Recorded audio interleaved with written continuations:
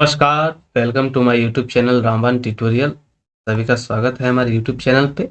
आशा करता हूँ सब अच्छे होंगे और आज की क्लास में हम चर्चा करेंगे मुगल साम्राज्य के बारे में। मुगल साम्राज्य में कौन-कौन से महान शासक हुए, किस-किस ने क्या-क्या किया, वो सब के बारे में हम पूरे डिटेल्स में चर्चा करेंगे। और मुगल साम्राज्य जो है वह 1526 से लेकर के 1857 तक चला था। उसके बाद फिर यहाँ का जो शासन था उस ब्रिटिश क्राउन के हाथों में चला गया था। तो बने रहिए हमारे साथ, रामबाण ट्यूटोरियल में आपका स्वागत है। तो चलिए बिना देरी किए हुए आज के सेशन की शुरुआत करते हैं। सबसे पहले हम जानेंगे कुछ प्रमुख बादशाहों के बारे में। तो मुगल सम्राट में सबसे पहला जो था बाबर था। उसके बाद हुमायूं आया। बाबर जो था 1526 से 1530 तक रहा। उसके बाद हुमायूं आता है। हुमायूं 1530 से 1556 तक रहा। उसके बाद शेर शाह कुछ समय के लिए आता है 1540 से 1545। और उसके बाद सम्राट अकबर, जो महान अकबर के नाम से भी जाने जाते हैं, उनका जो शासन काल रहा 1556 से लेकर के 1605 ईस्वी तक रहा। उसके बाद सम्राट अकबर का बेटा जहांगीर, जिसको सलीम के नाम से भी जानते हैं, उसका पीरियड रहा 1605 से लेकर के 1627 ईस्वी तक। उसके बाद हमारा शाहजहां आता है, जो 1627 से 1657 ईस्वी के बीच रहा। उसके बाद औरंगजेब आता है, जो बहुत ही क्रूर शासक था और उसका जो शासनकाल रहा वह 1658 से लेकर के 1707 ईस्वी तक रहा। और इसके बाद जितने भी सारे मुगल सम्राट हुए, इसके बाद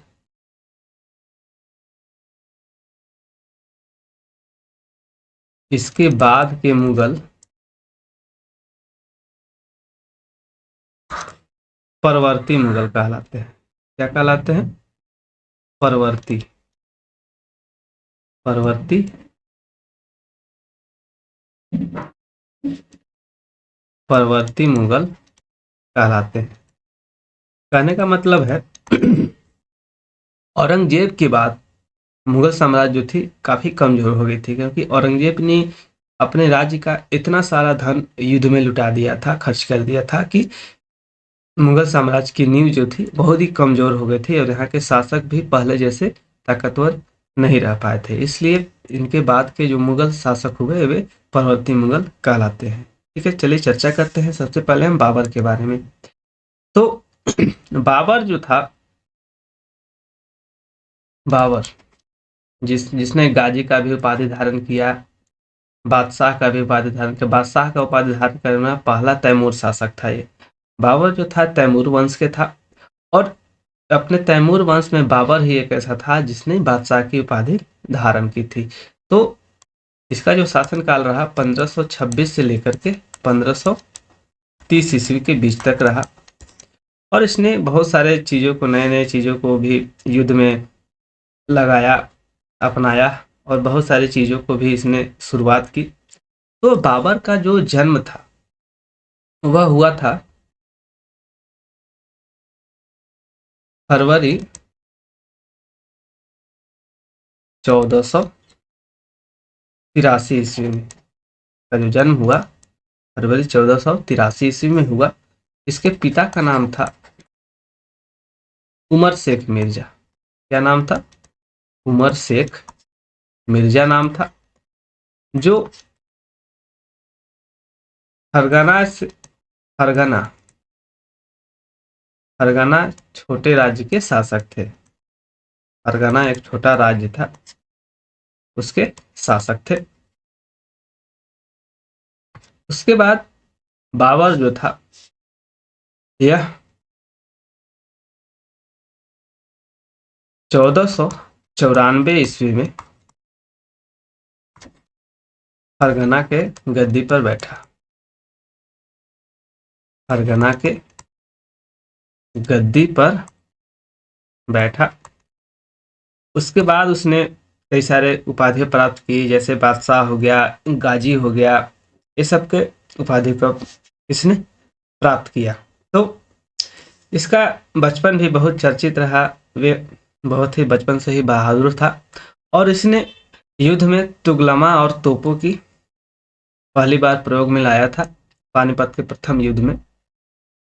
और इसने भारत पर 5 बार आक्रमण किए। क्या किया? भारत पर 5 बार आक्रमण किया।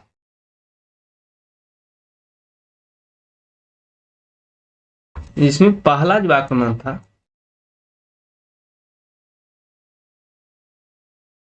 पहला आक्रमण इसका यूसुफ जाई जाति के विरुद्ध था।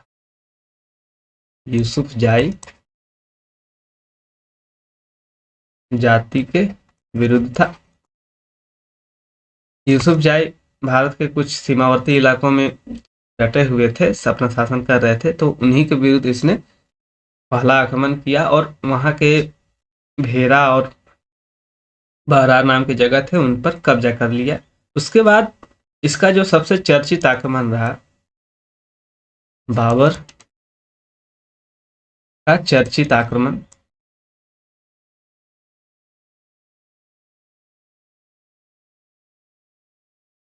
पहला चर्चित आक्रमण हुआ पानीपत का प्रथम युद्ध। पानीपत का प्रथम युद्ध जो 1526 में लड़ा गया और यह बाबर और इब्राहिम लोदी, जो लोदी वंश का अंतिम शासक था, इब्राहिम लोदी जो दिल्ली सल्तनत के अंतिम शासक था, उसके बीच लड़ा गया था, जिसमें बाबर विजयी हुआ था। उसके बाद से ही भारत में मुगल शासन की नींव पड़ी थी। उसके बाद दूसरा जो चर्चित आक्रमण रहा वह रहा इसका खानवा का युद्ध। क्या रहा? खानवा का युद्ध, ठीक है, जो 1527 में इस लड़ा गया। और यह किसके बीच लड़ा गया? राणा सांगा, राणा सांगा एक बहुत ही वीर योद्धा थे, राणा सांगा और बाबर के बीच लड़ा गया। ये चर्चित आक्रमण आप नोट डाउन करते चलेंगे, सब कुछ नोट डाउन करते चलेंगे, क्योंकि सब पॉइंट वाइज है, क्योंकि एमटीएस के लिए ज़्यादा डिटेल्स में जानने की जरूरत नहीं है। बस आप मेन जो पॉइंट है उस चीज़ को आप याद करें, लिखें, ठीक है। तीसरा जो चर्चित आक्रमण हुआ इसका चंदेरी का युद्ध हुआ।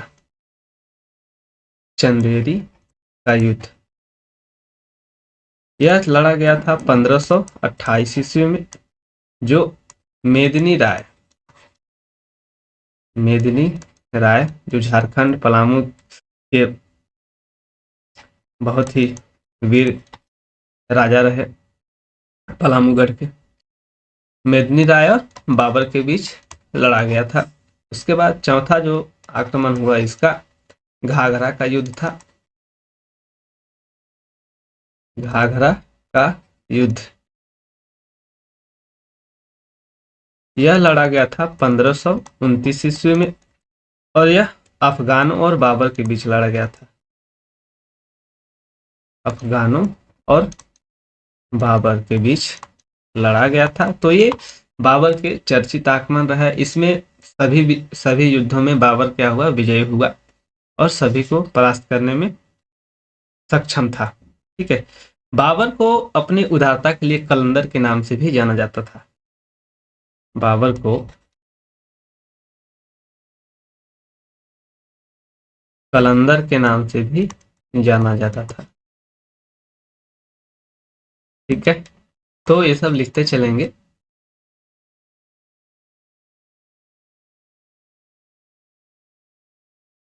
तो बाबर बहुत ही उदार प्रवृत्ति का भी शासक था, इसलिए इसको कलंदर के नाम से भी जाना जाता था। उसके बाद जब राणा सांगा से युद्ध हुआ था, तो राणा सांगा छोड़ छाड़ करके जंगलों में भाग गए थे, तो उनको किसी उनके सरपरस्त ने उनके साथ धोखा करके उनको जहर दे दिया, जिससे उनकी मृत्यु 1528 ईस्वी में हो गई थी, ठीक है।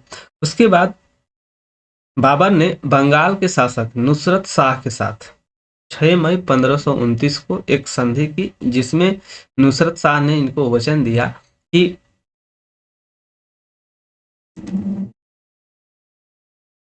बंगाल का शासक नुसरत शाह और बाबर के बीच 6 मई 1529 को एक संधि की जाती है, जिसके तहत नुसरत शाह वचन देता है कि हम अफगानों के विरोधों को हमेशा दबाए रखेंगे, और यहीं से बंगाल के शासक और बाबर के बीच सामंजस्य स्थापित हो जाता है। उसके बाद बाबर ने कई सारे अच्छे अच्छे काम भी किए। आराम बाग की स्थापना की, आराम बाग की स्थापना की, अपनी आत्मकथा लिखी, अपनी आत्मकथा तुजुक बाबरी, क्या था? बाबरनामा की आत्मकथा का नाम क्या था? बाबरनामा, जिसका फारसी में अनुवाद इनके जो लेख सरपरस्त थे रहीम खान खाना, इनका अनुवाद किया।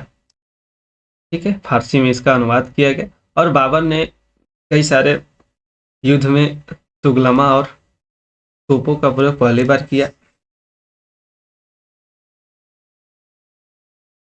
युद्ध में तुगलमा और तोपों का पहला प्रयोग बाबर द्वारा किया गया। ठीक है, इससे पहले युद्ध में तुगलमा और तोपों का प्रयोग नहीं होता था, लेकिन बाबर ने पहली बार तुगलमा और तोपों का प्रयोग किया, वो भी पानीपत के पहले युद्ध में। ठीक है, तो ये था बाबर के कुछ महत्वपूर्ण आक्रमण, कुछ महत्वपूर्ण क्रियाकलाप जो बाबर ने अपने शासनकाल में किए। और आराम बाग जो बनाने की चार बाग, इतने 4 बाग बनाने के लिए भी अपने बाबरनामा जो इनकी आत्मकथा है, 4 बाग बनाने की भी निर्देश दिए, जिसमें बाग जो होते थे एक 4 दीवारी से घिरे हुए थे और उनको 4 भागों में बांटा जाता था, जिसके चलते वे उनका नाम 4 बाग पड़ा। और 4 बाग जो बनाने की परंपरा थी उसने अकबर ने शुरू की थी। और इनकी मृत्यु जो है, बाबर की मृत्यु 1530 ईस्वी में हो जाती है। ठीक है, उसके बाद बाबर की मृत्यु के बाद बाबर के 4 पुत्र, ठीक है, बाबर के 4 पुत्र थे। कौन कौन था? हुमायूं, कमरान, अस्करी और हिंदाल, ये 4 पुत्र थे, जिसमें हुमायूं अगला शासक बना, बाबर के बाद अगला शासक बना। हुमायूं का जो शासनकाल रहा 1530 से लेकर के 1556 ईस्वी तक रहा। ठीक है, और हुमायूं का जो जन्म था, हुमायूं का जन्म बाबर के बाद इसका जन्म हुआ, तो यह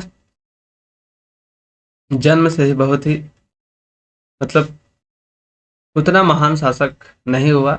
इसके शासनकाल में बहुत सारी बाधाएं उत्पन्न हुई। एक बार इसको युद्ध में हार करके अपना किला को छोड़ करके भागना पड़ा, दर दर भटकना पड़ा। तो हुमायूं जो था 29 दिसंबर 1530 को आगरा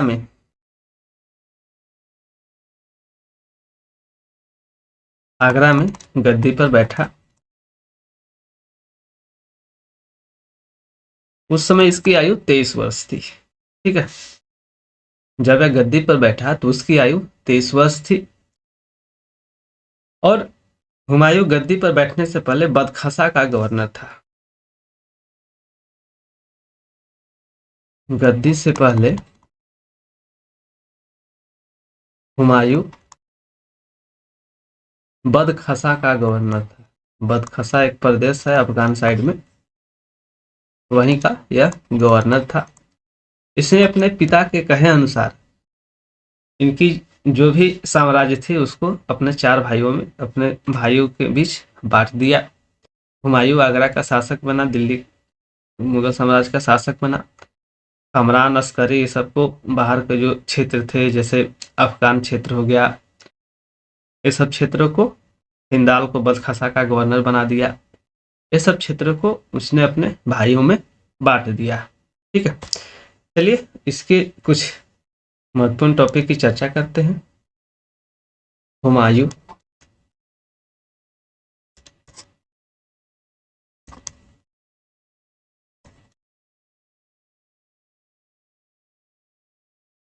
इसके नाम था नसरुद्दीन मोहम्मद हुमायूँ। नसीरुद्दीन हुमायूँ इसका नाम था, पूरा नाम था नसरुद्दीन हुमायूँ नाम था इसका। अपने पिता के कहे अनुसार इसने अपने जितने भी इसके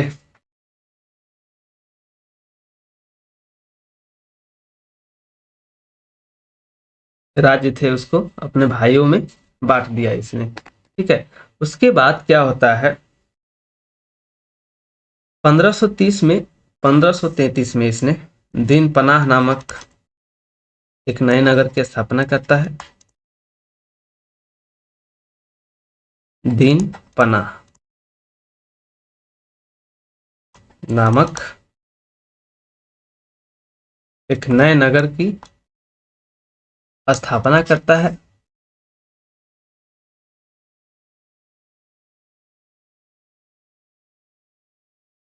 चौसा का युद्ध 25 जून 1539 ईस्वी को शेर खां और हुमायूं के बीच होता है। चौसा चौसा का युद्ध 1539 ईस्वी में शेर खां और हुमायूं के बीच होता है, जिसमें हुमायूं हार जाता है और इसके बाद इसको अपना किला छोड़ करके भागना पड़ता है। शेर खां ने आसानी से दिल्ली और आगरा पर कब्जा कर लिया। बिलग्राम के युद्ध में हुमायूं सिंध चला गया। बिलग्राम युद्ध के बाद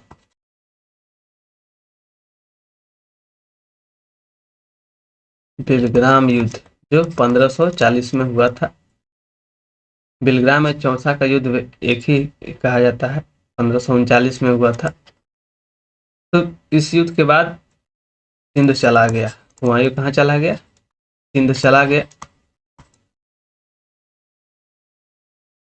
जहां उसने 15 वर्षों तक निर्वासित जीवन बिताया, इधर उधर घूमता रहा, जंगल में भटकता रहा। उसके बाद इसने हमीदा बानो बेगम से 29 अगस्त 1541 को निकाह कर लिया गया। निकाह 1541 में हुआ इसका हमीदा बानो बेगम से इसने निकाह कर लिया, जो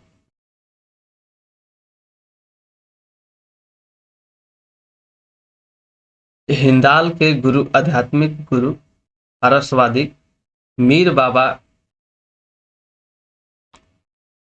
के दोस्त मीर अली अकबर के पुत्री थी हमीदा बानो बेगम।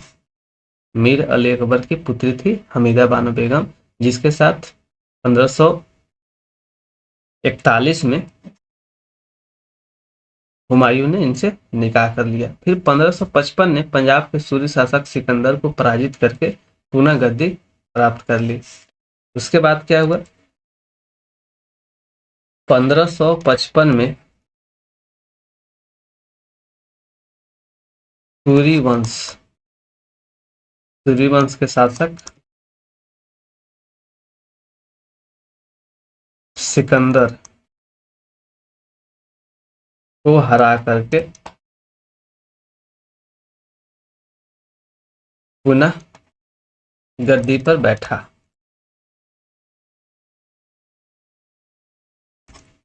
ठीक है, हुमायूं द्वारा लड़े गए जो प्रमुख युद्ध थे, हुमायूं द्वारा लड़े गए प्रमुख युद्ध,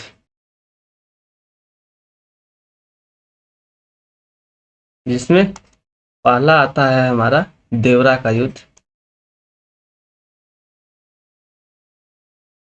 देवरा का युद्ध जो 1531 ईस्वी में लड़ता है।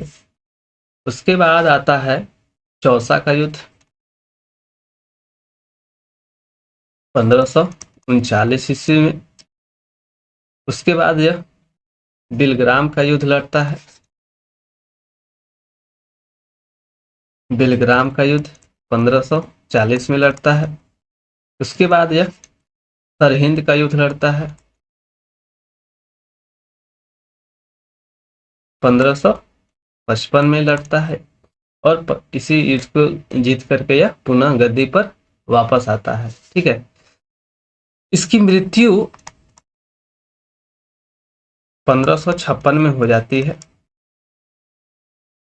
पुस्तकालय दिन पनाह में एक पुस्तकालय था, उसकी सीढ़ी से गिर करके इसकी मृत्यु हो जाती है। इसकी मृत्यु के पश्चात बहुत से लोगों ने कहा कि यह अंततः हुमायूं लड़ते गिरते पड़ते मृत्यु को प्राप्त हो गया, क्योंकि यह अपने शासन काल में कई युद्धों को हारा और जहां तहां भटकता रहा, इसलिए इसको ऐसा कहा गया। इसकी आत्मकथा हुमायूं नामा, हुमायूं नामा की रचना गुलबदन बेगम ने की। किसने की?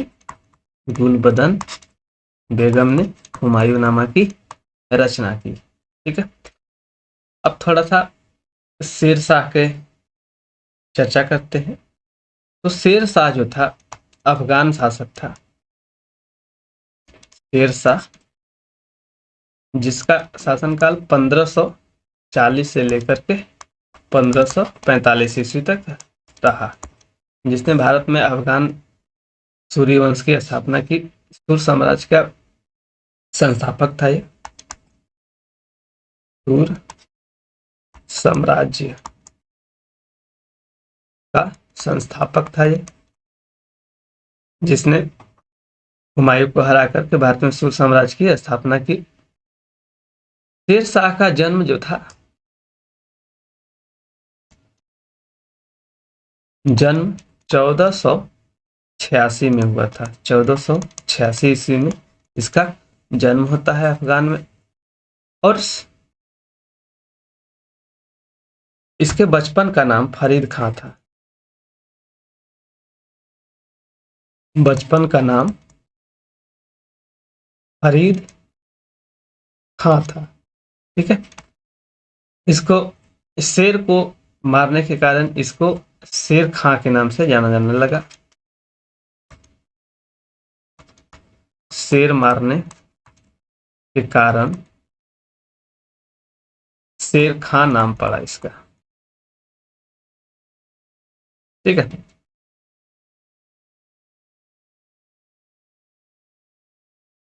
उसके बाद शेर शाह बिलग्राम युद्ध 1540 में लड़ा और उसके बाद दिल्ली के गद्दी पर बढ़ा। इसने क्या बिलग्राम युद्ध लड़ा 1540 में। उसके बाद यह दिल्ली के गद्दी पर बैठा। शेर शाह की मृत्यु कालिंजर किले को जीतने के क्रम में इसकी मृत्यु जो हुई 1545 में हुई, कालिंजर के किले को जीतने के क्रम में। ठीक है, मृत्यु के समय वह उक्का नाम का अग्न्यास्त्र चला रहा था, जिसके कारण इसकी मृत्यु हो गई थी। ठीक है, शेर शाह ने कई सारे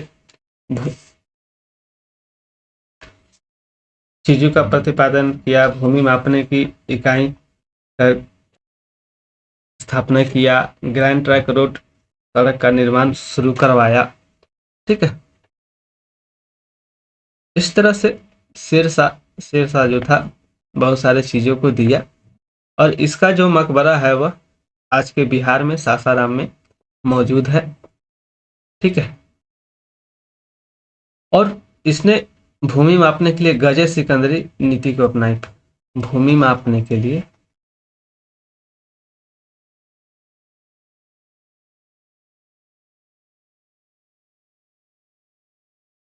गज ए सिकंदरी का प्रयोग करता था। गज ए सिकंदरी का प्रयोग करता था। और इसमें जो लगान था वह 1/3 भाग था। लगान उपज का 1/3 भाग था। ठीक है। तो ये सारे कुछ इसके महत्वपूर्ण सुधार किए गए थे। ठीक है। उसके बाद चलते हैं महान अकबर के शासनकाल के बारे में जानते हैं। अकबर, जिसकी शासनकाल 1556 से लेकर के 1605 ईस्वी तक रहा। यह मुगल शासन में सबसे ज्यादा दिन तक शासन करने वाला शासक रहा। यह बहुत सारे धर्मों में सामंजस्य बैठाने में भी सफल हुआ, इसलिए इसको अकबर महान के नाम से भी जाना जाता था। इसका जन्म जो है 1542 ईस्वी में होता है, सिनेरी दुर्ग में, किले में। ठीक है। हमीदा बानो बेगम इनकी माता थी। इनसे 1542 में इनका जन्म होता है। अमरकोट के राणा वीर साल के महल में हुआ था। अमरकोट के राणा वीर साल के महल में इसका जन्म होता है। ठीक है। बचपन का नाम जलाल था। बचपन का नाम क्या था? जलाल था। इसकी जो राज्याभिषेक हुई 1526 ईस्वी में हुई। राज्याभिषेक जो हुआ 1556 में हुआ। कहाँ हुआ था? पंजाब के कालानीर नामक स्थान पर। पंजाब कालानीर नामक स्थान पर इसका राज्याभिषेक किया गया था। उस समय अकबर जो था अल्पायु था, जिसलिए इसके संरक्षक जो थे बैरम खान थे। संरक्षक बैरम खान थे।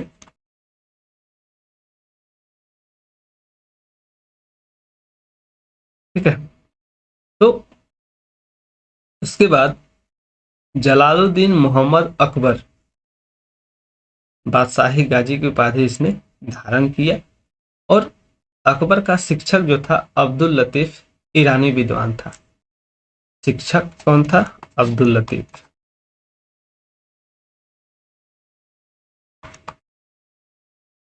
अब्दुल लतीफ जो था इनका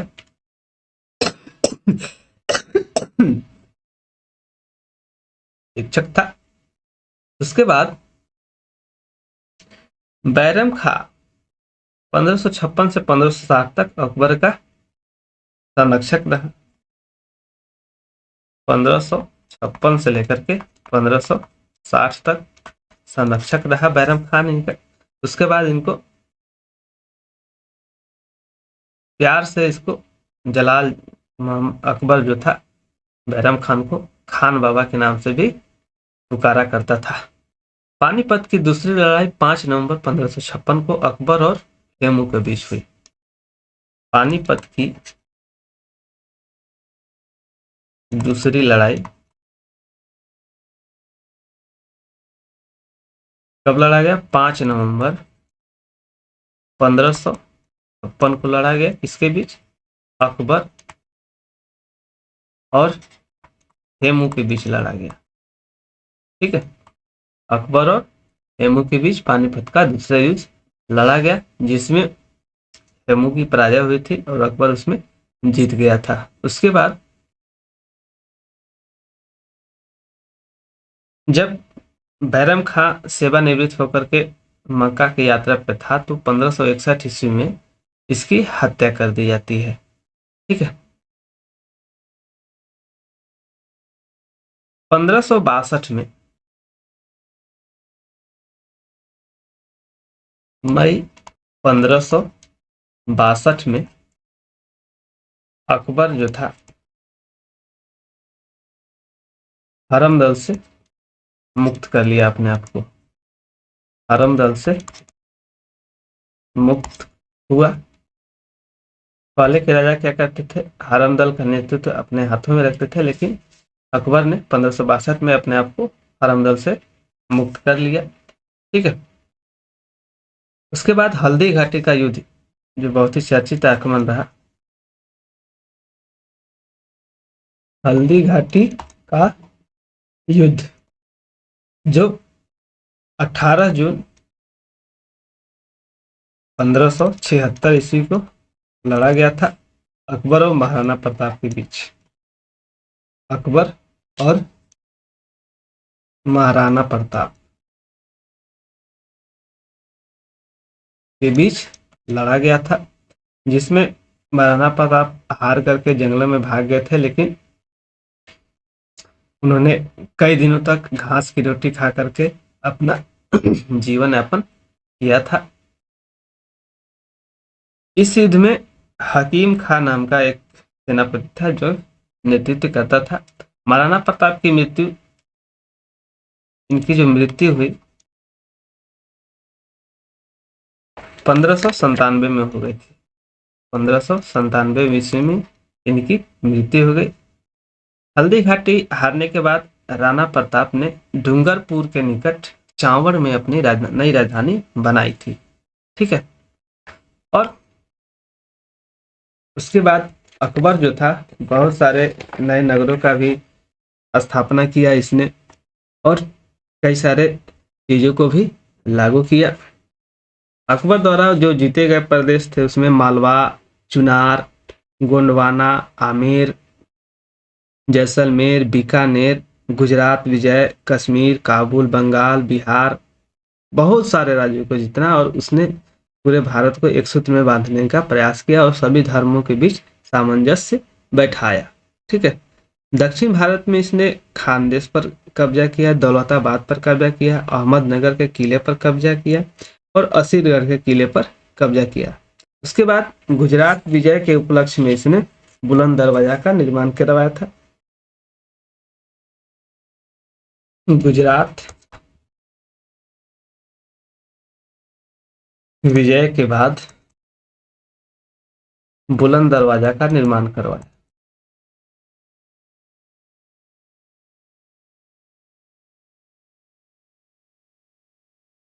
इसने नौरोज उत्सव भी प्रारंभ करवाया और चार बाग बनाने की परंपरा का भी शुरुआत किया इसने। और इसके द्वारा कुछ महत्वपूर्ण कार्य किए गए थे।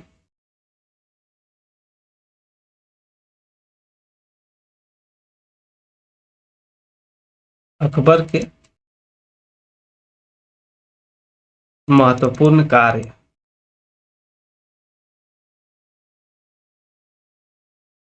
इसमें पहला तो था हरम दल से मुक्ति।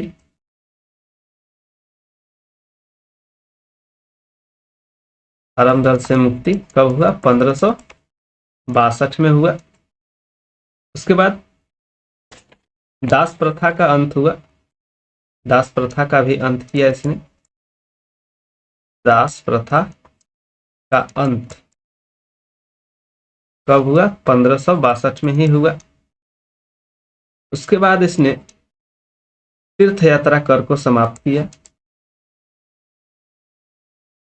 तीर्थ यात्रा कर समाप्त किया इसने। कब किया? 1563 में। उसके बाद इसने जजिया कर को समाप्त किया।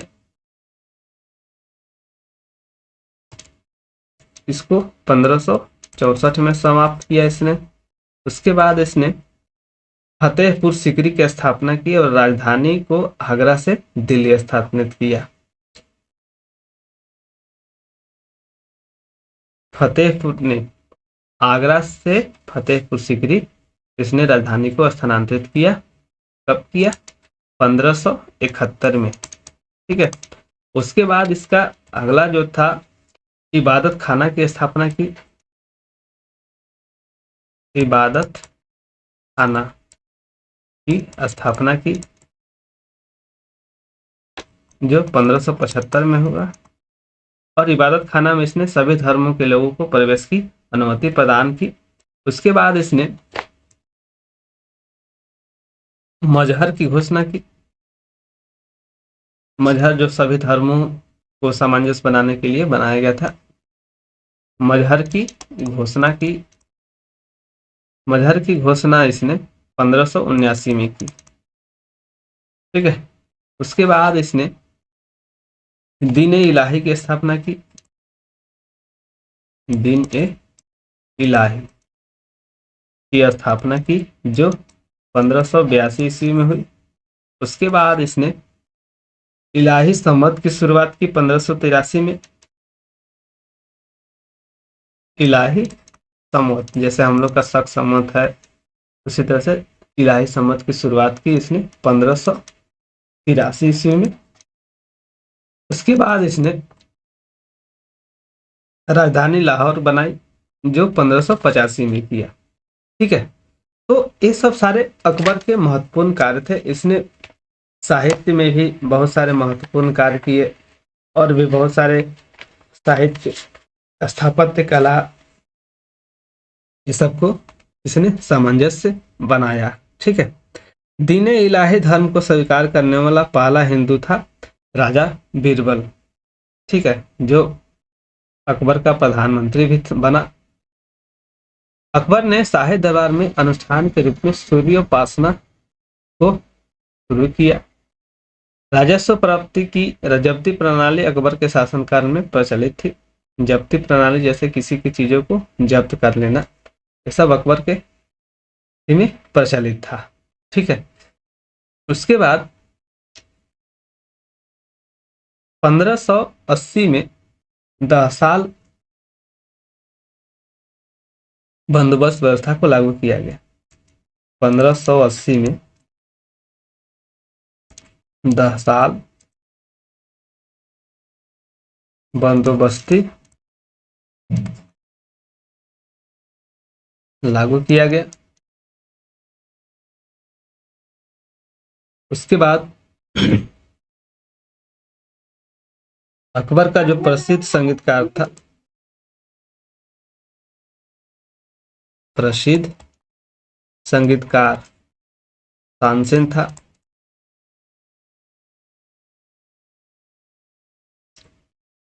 दसवंत और बसावर नाम के इसके दरबार में प्रसिद्ध चित्रकार भी रहते थे। उस अकबर के शासनकाल में प्रमुख गायक जो थे, तानसेन था, बैजू बावरा था, बाबा रामदास थे, बाज बहादुर थे। उसके बाद अकबर ने शासन प्रणाली की प्रमुख मनसबदारी व्यवस्था को भी लागू किया। मनसबदारी व्यवस्था को भी लागू किया। इसकी मृत्यु जो थी 16 अक्टूबर 1605 ईस्वी में हो गई। इसे आगरा के निकट सिकंदरा में दफनाया गया। कहाँ दफनाया गया? आगरा के निकट सिकंदरा में अकबर को दफनाया गया। स्थापत्य कला के क्षेत्र में भी इसने बहुत उत्कृष्ट योगदान दिया है, जैसे दिल्ली का शीश महल, दीवाने खास, आगरा का लाल किला, फतेहपुर सीकरी में शाही महल, दीवाने खास, पंचमहल, बुलंद दरवाजा, जोधाबाई का महल, इबादत खाना, इलाहाबाद का किला, लाहौर का किला। ठीक है। इसके दरबार में नवरत्न भी रहते थे, जिसमें अबुल फजल, फैजी, तानसेन, बीरबल, टोडरमल, राजा मान सिंह, अब्दुल रहीम खाने खाना, फकीर अजयुद्दीन, मुल्ला दुटियाजा, ये सब इनके दरबार में नवरत्न के नाम से जाने जाते थे। अबुल फजल का जो बड़ा भाई था फैजी, अकबर के दरबार में राजकवि था। ठीक है। संगीत सम्राट तानसेन का जो जन्म था, इनका जो जन्म था 1506 ईस्वी में हुआ था। कहा जाता था कि जब ये संगीत का तार छेड़ते थे तो जानवर, पशु, पक्षी सब इन मंत्रमुग्ध हो जाते थे। ठीक है। अकबर ने तानसेन को कंठा भरण वाणी विलास की उपाधि दी थी। क्या दी थी? उपाधि जो था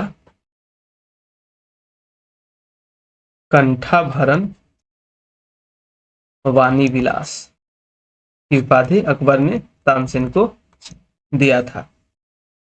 इस प्रकार से अकबर जो था बहुत ही महान सम्राट बना।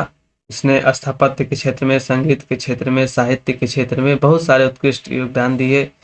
राजस्व के क्षेत्र में चार बाग बनाने की परंपरा का शुरुआत की, अनुवाद विभाग की स्थापना की, बहुत सारे महाभारत का फारसी में अनुवाद करवाया, रामायण को भी अनुवाद कराया। इस तरह से अकबर जो था महान शासक बनकर के भारतीय इतिहास में शामिल हुआ। ठीक है। इसके बाद इसका पुत्र था सलीम, जिसको जहांगीर के नाम से जाना जाता था, वह शासक बना। तो जहांगीर, क्या नाम था? जहांगीर, जिसका शासनकाल 1605 से लेकर के 1627 तक रहा। 1605 से लेकर के 1627 तक रहा। और उसके बाद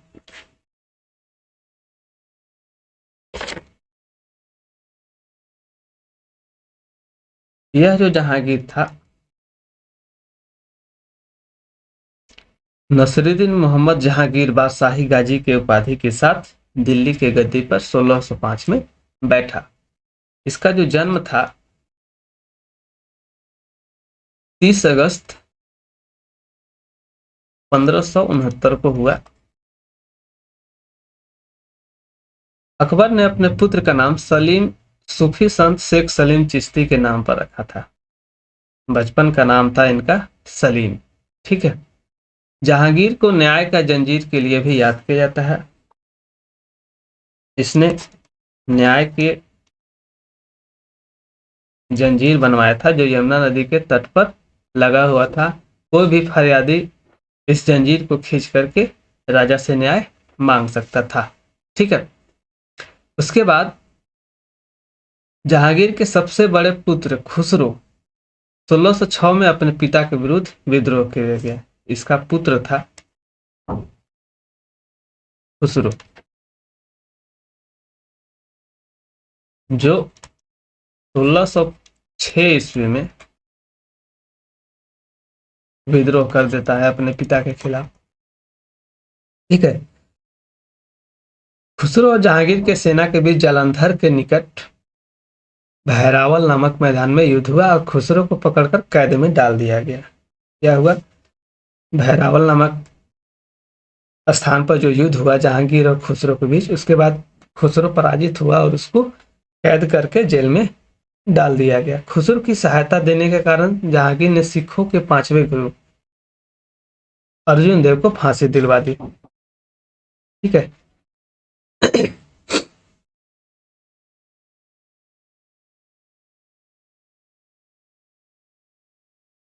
नूरजहां, जहांगीर ने नूरजहां से शादी की।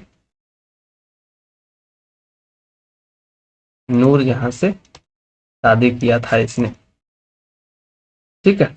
उसके बाद 1607 ईस्वी में शेर अफगान की मृत्यु के बाद मेहरू निसा अकबर की विधवा सलीम बेगम की सेवा में नियुक्त हुई थी। सर्वप्रथम जहांगीर ने नवरेज के त्योहार पर मेहरू निसा को देखा और उसके सौंदर्य पर मंत्र मुग्ध हो गया और 1611 में उससे विवाह कर लिया। विवाह के पश्चात जहांगीर ने उसे नूर महल एवं नूरजहां की उपाधि प्रदान की। नूरजहां के सम्मान में चांदी के सिक्के भी जारी करवाए थे उसने। वह उससे बहुत प्यार करता था और इसी के याद में ताजमहल जो था बनवाया गया था। शाहजहां, जहांगीर, मुमताज बेगम, शाहजहां जो इसका जो पुत्र था शाहजहां, जहांगीर का पुत्र शाहजहां जो था, उसने अपने बेगम की याद में, मुमताज महल की याद में ताजमहल का निर्माण करवाया था। ठीक है। तो इस तरह से जहांगीर भी अच्छा शासक रहा। उसके बाद इसका पुत्र जो था, इसके 5 पुत्र थे। 5 पुत्र। 5 पुत्र में खुसरो,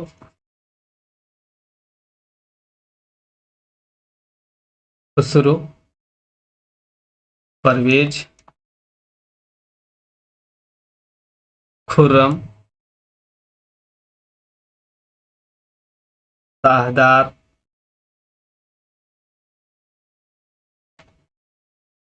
और जहांदार, ये इसके 5 पुत्र थे। 5 पुत्र में जहांगीर के बाद शाहजहां जो था वह दिल्ली की गद्दी पर बैठा। हमजा नामक चित्रकला की शुरुआत जहांगीर के शासनकाल में शुरू हुआ था। जहांगीर के समय को चित्रकला का स्वर्णिम काल के नाम से भी जाना जाता था।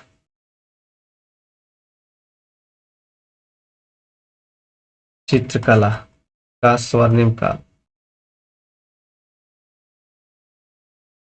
यह किसी पेंटिंग को देख करके अगर अलग अलग कारीगर के द्वारा बनाया गया है तो यह उस पेंटिंग को देख करके बता सकता था कि आंख किसने बनाया, हाथ किसने बनाया, बाल किसने बनाए, वो देख करके बता देता था। इतना मतलब चित्रकला का पारखी व्यक्ति था ये। ठीक है। उसके बाद इसकी मृत्यु हो जाती है और इसकी मृत्यु के पश्चात इसका जो पुत्र था शाहजहां, वह गद्दी पर बैठता है। तो शाहजहां के बारे में जानते हैं। शाहजहां शाहजहां जो था, शाहजहां इसका शासनकाल 1627 से लेकर के 1657 1658 ईस्वी तक रहा। ठीक है। इसका जो जन्म था राणा वीरसाल के पुत्री जगत गोसाई के गर्भ से हुआ था 1592 ईस्वी में। यानी कि इसका जो जन्म हुआ 1592 ईस्वी में हुआ था। राणा वीरसाल की पुत्री, राणा वीरसाल की पुत्री जगत गोसाई, जगत गोसाई शाहजहां की माता हुई। ठीक है। अब इन शाहजहां के जन्म हुआ 1592 ईस्वी में और इसके बचपन का जो नाम था, बचपन का नाम खुर्रम था। ठीक है। उसके बाद शाहजहां जब गद्दी पर बैठा तो इसने कई सारे अच्छे कार्य भी किए। स्थापत्य कला का भी निर्माण करवाया। स्थापत्य कला का स्वर्णिम काल भी इसी के शासन काल को कहा जाता है। इसने अपनी बेगम मुमताज महल की याद में ताजमहल का निर्माण करवाया। ताजमहल का निर्माण करवाया।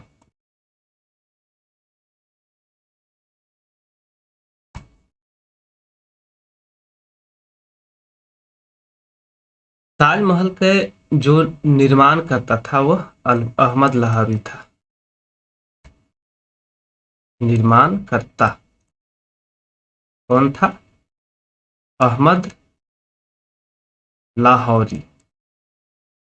यही निर्माण करता था ताजमहल का और इसने कई सारे अच्छे कार्य भी किए थे, जिसमें आपका आता है ताजमहल, ताजमहल बनवाया, मयूर सिंहासन बनवाया, मयूर सिंहासन,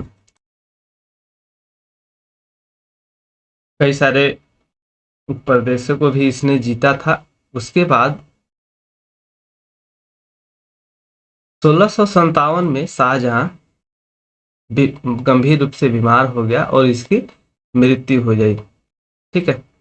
उसके बाद इसका पुत्र, शाहजहां का जो पुत्र था जिसका नाम था औरंगजेब, औरंगजेब औरंगजेब जो 1658 से लेकर के 1707 ईस्वी तक शासन किया। ठीक है। औरंगजेब जो था बहुत ही क्रूर शासक था। इसका जो जन्म इसका 1618 ईस्वी में हुआ था। दोहाद स्थान था, दोहाद जो गुजरात में पड़ता है, वहीं पर इसका जन्म 1618 ईस्वी में हुआ था। नूरजहां का जो औरंगजेब का जो बचपन था, वह नूरजहां जो जहांगीर की बीवी थी, उसके पास ज्यादा समय बीता था। औरंगजेब शासक बनने से पहले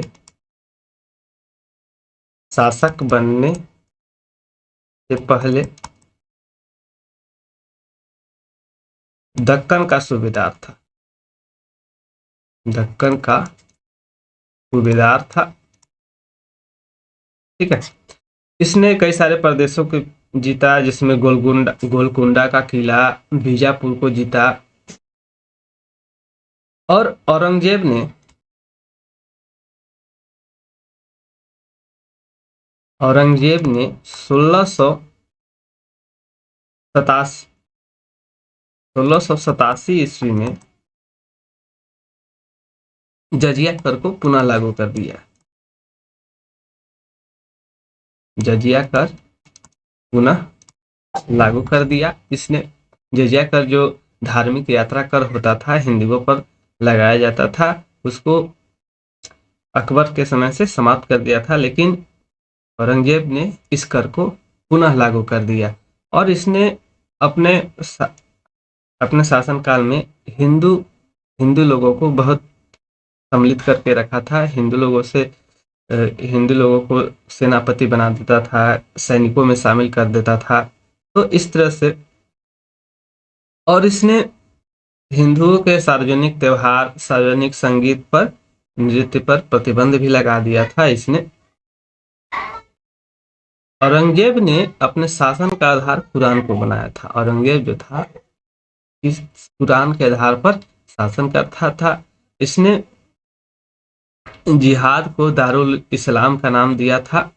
और औरंगजेब जो था 1665 में हिंदू मंदिरों को तोड़ने का आदेश दिया। 1665 में हिंदू मंदिर को, जो भी हिंदू मंदिर थे, उसको तोड़ने का आदेश दिया और उसके जगह पर मकबरे, किले आदि बनाने का कार्य उसने लागू कर दिया। ठीक है। औरंगजेब की जो मृत्यु होती है 20 फरवरी 1707 में हो जाती है। उसके बाद बहादुर शाह द्वितीय जो परवर्ती मुगल के समय में आते हैं, उन्होंने अगला शासक औरंगजेब के बाद शासक बना था। ठीक है।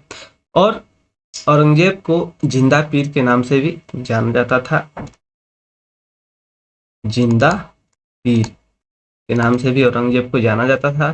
तो इस तरह से हमने इस सेशन में मुगल साम्राज्य के महत्वपूर्ण जो शासक रहे उनके बारे में पढ़ा। औरंगजेब जो था दक्षिण विजय में बहुत रुचि लेता था, और दक्षिण विजय को जीतने के चक्कर में इसने अपने राजकोष का सारा धन लुटा दिया था, जिसके कारण औरंगजेब के बाद जो मुगल साम्राज्य था बहुत ही कमजोर हो गया था। उसके बाद फिर बाहरी आक्रमणकारी भी आए। औरंगजेब और अंग्रेजी ईस्ट इंडिया कंपनी भी अपना शासन स्थापित कर चुकी थी। तो उसके बाद परवर्ती मुगल इसकी शासन व्यवस्था की चर्चा हम अगले सेशन में करेंगे। और तब तक के लिए जय हिंद, जय भारत।